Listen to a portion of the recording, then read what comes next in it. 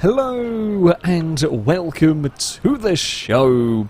Now, the Shootout is certainly one of the highlights of the Goodwood Fesitval of Speed, where we have all sorts of cars from different categories, different series, different eras, things like this Hillclimb Focus going up against the Ford rally car that is alongside. It's an interesting selection of cars taking on the stage for a timed run, if you like. Perhaps not some of the craziest sort of combinations of vehicles. The weather also didn't help in all of this.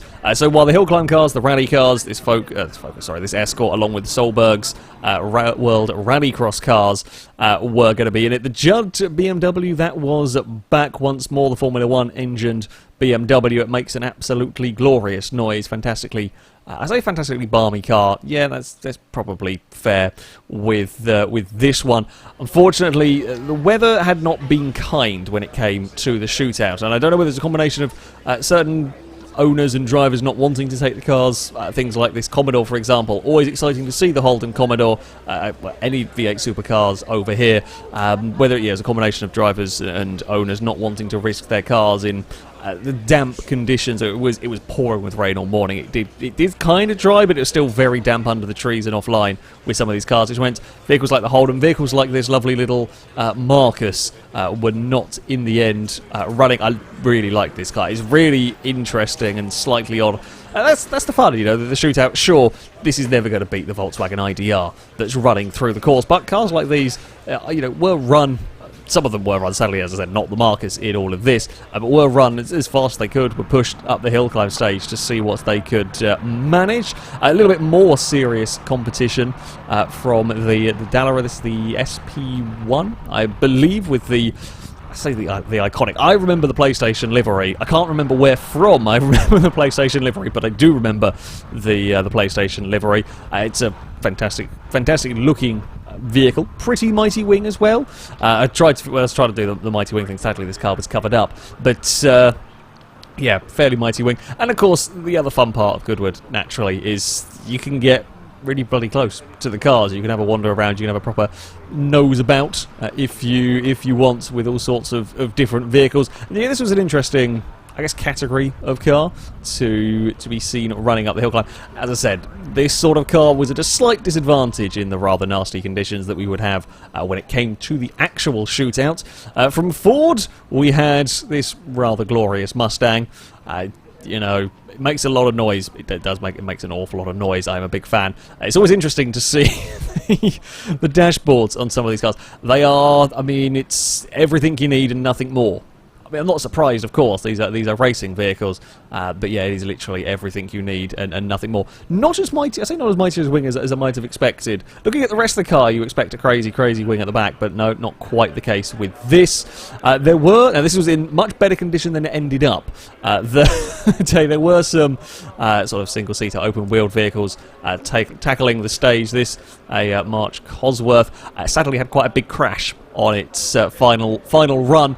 I think it was just after the Flint Wall. It lost it on the damp. I think it lasted on a damp patch and ended up tearing a rear wheel off. So yeah, that in considerably better condition than, sadly, it would end the day. But you know, that is racing. That is something that will happen when you are trying to get the most out of the vehicles.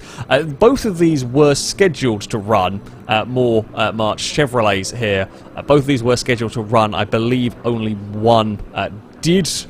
Yeah, I think the blue one ran up the course, sadly. Well, I did see the red one running in the pouring rain earlier. It was not pushing it, so I think they probably thought better of running it. Or, you know, these are old cars. Sometimes you might have a little bit of technical issues going on with the mighty wings. Mighty wings from the vehicles, mighty engines. Naturally, I get these are some incredibly noisy cars. Not quite as noisy as the Buick NASCAR, but they were very noisy. Speaking of the NASCARs, the Euro NASCAR, they were back once more, and they are always a spectacular sight. They're always a spectacular sight. Have started watching a little bit more of this series. It all goes up on YouTube, so you can actually have a watch of this series. They race around European normal circuits, which is always interesting. And there were some full-on American NASCAR.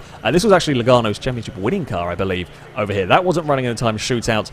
The number 3 here was supposed to, but ended up not. It did have quite a big crash in Friday practice, I think it was. And there was one of the American NASCARs taking on the Euro cars. Sadly, not the very, very brightly coloured Impala we have here, but there we go. The IDR was always likely to be one of the fastest vehicles here. It's an incredible machine. It smashed the records in practice. However, the wet conditions meant it was unlikely to be able to go much faster in the shootout. I would imagine that the Solbergs were hoping for an incredibly soaked circuit. That's about the only chance they would have had with their Polo and DS3 respectively to be able to beat this monster. But yeah, those are the cars. I shall leave you with the glorious sights and sounds of the vehicles running up through this hill climb stage.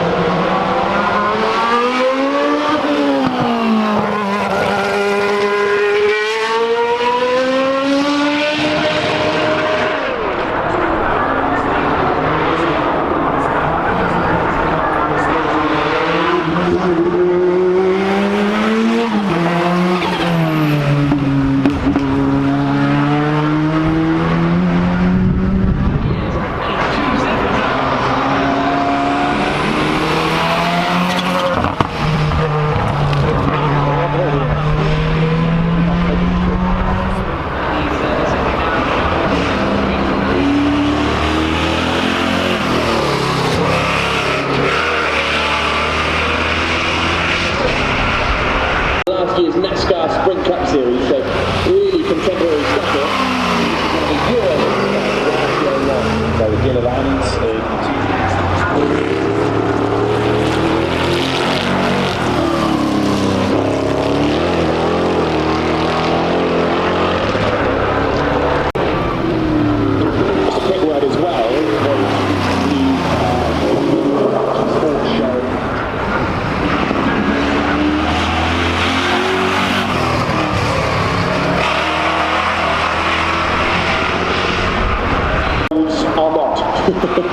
here he comes then, up to